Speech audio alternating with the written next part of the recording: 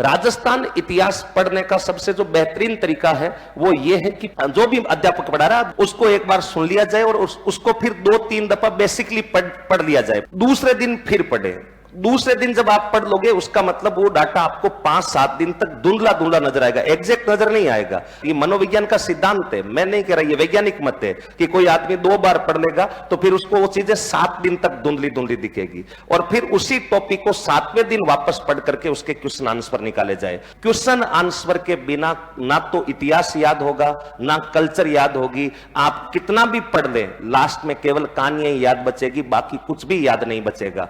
इसलिए एक ही रास्ता होता है, 3 बार पढ़ा जाए और फिर उसके क्वेश्चन आंसर निकाला जाए। कुल मिलाकर के एक लाइन में इतनी सारी रामायण का अर्थ यह है कि प्रत्येक टॉपिक को 3 बार पढ़ करके उस टॉपिक के प्रश्न आंसर निकाल लिए जाएंगे तो वो दीर्घ काल तक याद रहेंगे।